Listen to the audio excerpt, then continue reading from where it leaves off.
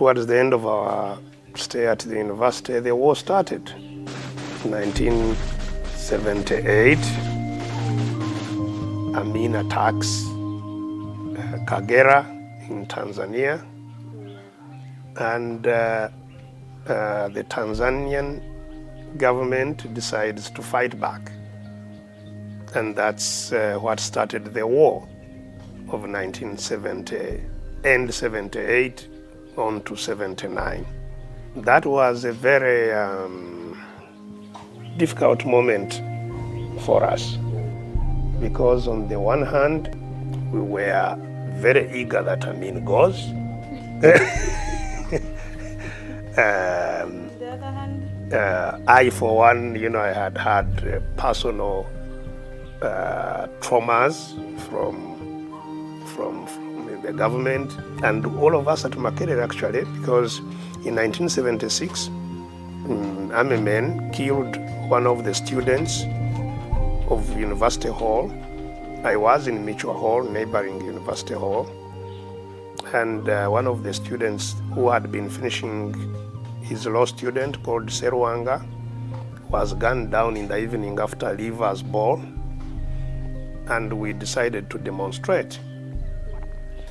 And we put on our gowns and walked through Kampala to Kibuli, where the father of Seruanga lived. And on coming back, we were attacked along the way by these military people and scattered us. And the terror on campus began. At that time, one of Amin's sons, who is now in government, is one of the advisors of Museveni. He had come to Makerere and was staying in our hall, in Mitchell Hall. He had taken up a resident tutor's flat where we heard he was studying English. And following that demonstration, halls of residence were attacked, we understand, by his arrangement, and many students were injured, many girls were raped, and things like that. So, everybody at campus, except those who were in intelligence, of course, The bosses. were anxious that the Amin regime ends. But at the same time, when the war started, it became very dangerous for everybody, because now the soldiers were like, injured buffaloes. We were very supportive of the Tanzanian attack, but very careful not to be identified that you are happy about what is going on, and not sure how it would even end. So there was a lot of anxiety, but nonetheless we were hopeful that the war would remove Amin, and indeed eventually Amin did not prove to be as strong as he had been claiming. His soldiers started folding, very quickly running away from the bombing of the Tanzanians. There were a bomb which was called Saba Saba, which we were, mesmerized about. We had no idea what this monster was. Meters and meters. Yes, it would be whizzing, ooh, boom, and the Amin soldiers were scampering like hell. And the most frightening period, of course, was the entry into Kampala, where we were. There was immense shelling on the night of 10th of April.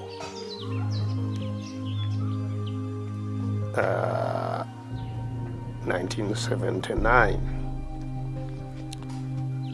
And very early in the morning, around 5, it started raining, and it rained very heavily. And there were warnings on the radio that everybody, there had been a radio which was broadcasting from Tanzania, telling us what was happening in the war and advising people what to do. And it had warned that people should leave the city because now the city was going to be attacked and taken over. So on that morning of 11th, we all had to leave. Very few people were able to remain. And I spent a night in Mukono. And the following morning, the news came that Kampala had fallen. So we came back to the city. To very,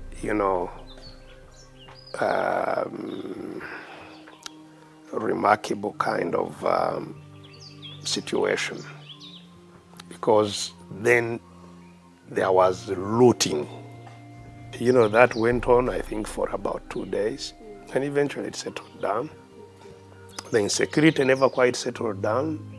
Shootings of people and so on continued. But a new government was sworn in, and it started doing some work. There was, of course, instability in the government. The ruler government was removed only after 2 months, in fact 68 days. And when it was removed, there were again huge demonstrations. In fact, there was a huge demonstration of people who were saying Twagala Lule, and that was the chant, Fe Twagala Lule, Oba Tufa Tufe, Twagala Lule. And the whole town was Twagala Lule until the soldiers fired amongst them and, dispersed them violently. And again, that started showing that maybe this liberation is not quite the liberation we thought. The way the demonstrators were aggressed and dispersed. And it was at that stage that we graduated. Now, when we were graduating, there was a debate in the UNLF that time. Binaisa was still the president, and Binaisa had coined this idea of an umbrella.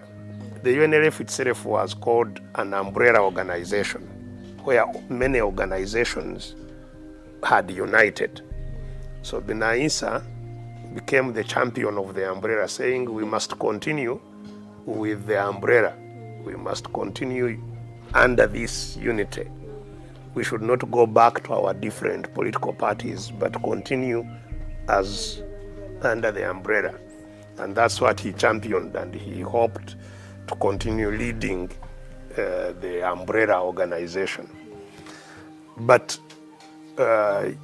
UPC and DP within the umbrella were not agreeing. They wanted to compete in elections as political parties, and they wanted the umbrella over. And so there was struggling, people who wanted the umbrella, people who did not want the umbrella. And I must say that for us as young people at that stage, we were not very excited about the old political parties, because we thought that their activities had been responsible for the degeneration that we had gone through. The way the politics had been managed, we thought had been responsible for what we had gone through, and we were not excited to go back to that situation. But still, this umbrella was not clear what the umbrella was all about, where it was going, how it would work. So we are confused. Besigye, in trying to acquire more influence and power, sacked some of the influential leaders who were under the umbrella. He removed Oito Jok, who was chief of staff of the military then, and made him ambassador. He removed Paulo Muanga, who was minister, I think, of interior, and made him minister of labor. He removed Museveni, who had been in defense, and made him minister, I think, of cooperatives or something. And I think all these people became unhappy with the way Besigye was proceeding and overthrew him. And now declared that the power of the UNLF was under the military commission. The military commission was only one part of the UNLF. So there was a military coup, as it were, against the UNLF itself. And Museveni was the vice chairman, Muanga was the chairman of the military commission. And once they did that, then they agreed that they will go back to parties and have elections in 1980 under parties. And that is where I started really developing interest in what was going on. Shortly after graduation, he managed to secure himself a job at the Nairobi Aga Khan Hospital. However, prior to this, he recollects how the country was in insurgency following the forceful transition of regimes. This then clearly awoke his suppressed desire to fight for freedom. You can be sure to join us next week as we continue for yet another thrilling story of the doctor. Hey, Masagarao, you people.